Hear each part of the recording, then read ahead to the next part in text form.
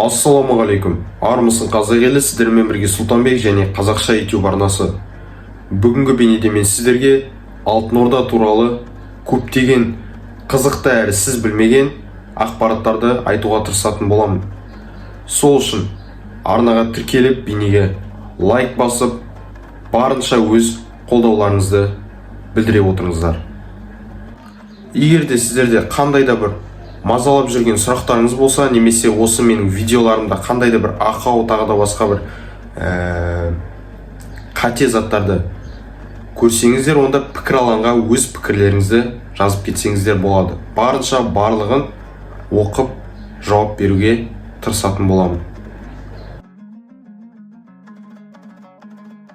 Алтын Орда дегенде барлығымыздың ойымызда үлкен, мықты, басқа да мемлекеттерге өзінің үстемдігін жүргізіп тұрған, сондай бір дүркіреп тұрған мемлекетті елестетіп жатамыз.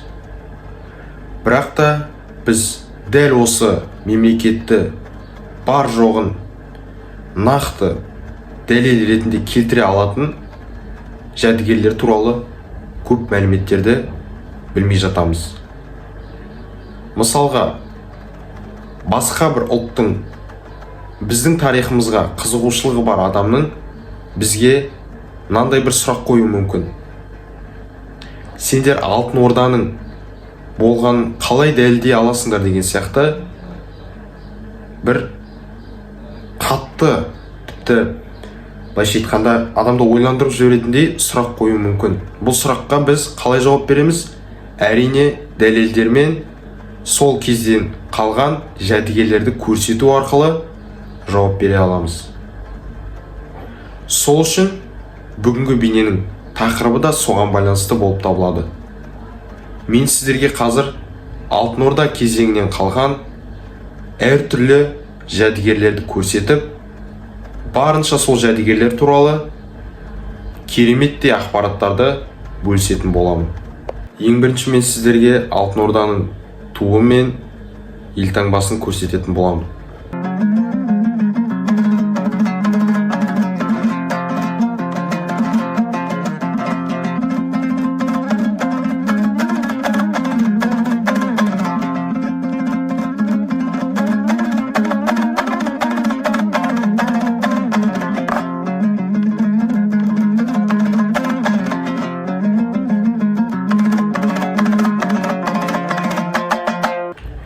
Достар, дәл қазір Алтын Орда мемлекетінің елтаңбасын көргенде ең алғаш сіздердің ойларыңызға келетін ой бұл Ресей Федерациясының елтаңбасында бейнеленген екі жақта тұрған қыран құстың, екі басты қыран құстың бейнесі есіңізге түседі. Иә, достар, сіздер қателескен жоқсыздар. Көпшілік тарихшылардың айтуы бойынша дәл сол екі басты қыран құс Алтын Орда кезеңінен Ресей, яғни орыс князьдіктеріне енгізілген болатын. Алтын Орда кезеңінде дәл осындай елтаңба болуы, бұны біз сол кездегі Алтын Орданың тиындарынан, яғни сол кезде теңге деп аталды, теңгелерден біле аламыз. Және тағы бір қызықты ақпарат, бұл қазақтың теңге сөзінен орыстың денге сөзі де осы кездерде шыққан болатын. Қазір сіздерге дәл сол теңгелерді көрсететін боламын. Мұқият әрі дұрыстап қарап алыңыздар.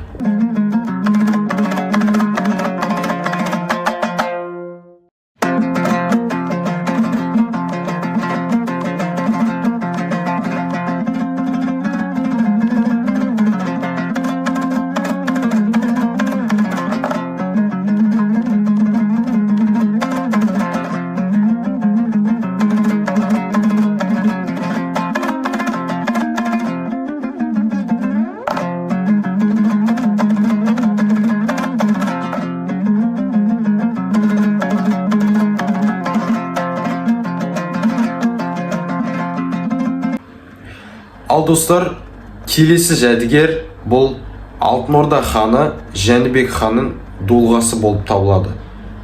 Бұл дулға қайдан табылды және қазіргі таңда қай жерде орналасып тұр десеңіздер, бұл дулға ең алғашында Тибет жерінде табылған және Тибет жерінен американдық коллекционер сатып алған болатын.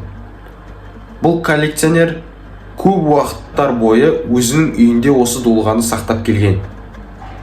Және тек 2017 жылы ғана бұл дулға американдық метрополитен өнер мұражайына табысталып, сол жерге орналастырылған болатын.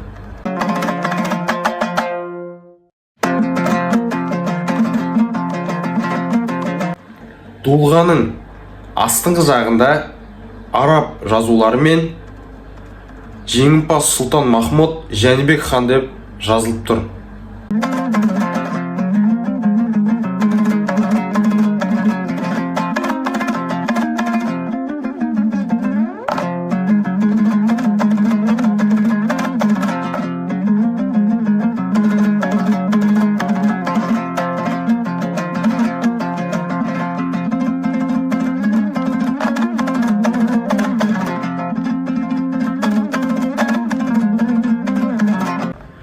Алтын Орда кезеңіне жататын жәдігерлер қазіргі таңда көне Сарайшық қаласынан көптеп табылып жатыр.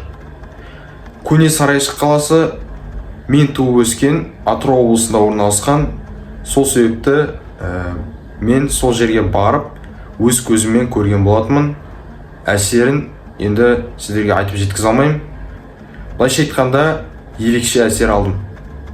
Мен ол жерден қыш құмыраның сынықтарын, әртүрлі тағы да басқа заттарды көре алдым. Тіпті өзімде бір қыш құмыраның мынандай осындай шамамен сынығын тауып алған болатын. Қазір сіздерге соны фотосуретін көрсететін боламын.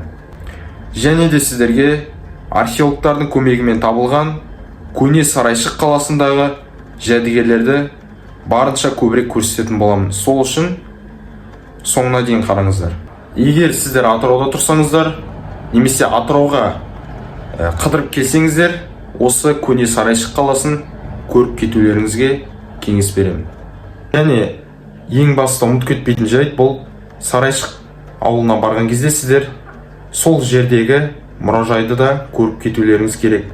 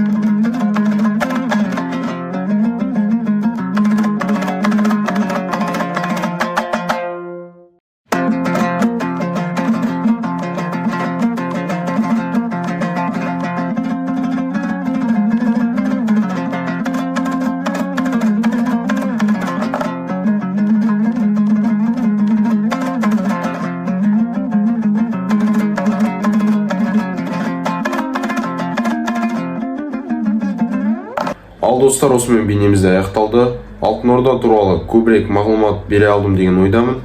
Келесі бейнелерде қандай тақырыптарда түсірейін және осы тарихи түсіріп жүрген контентім сіздерге көңілдеріңізден шығады ма, шықпайды ма, соны пікір алаңға жазып, өз ойларыңызбен бөлісіп кетіңіздер. Барлығын оқып, барынша жауап беруге тырысатын боламын.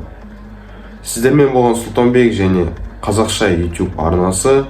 Келесі бейнеде кездескенше сау болыңыздар.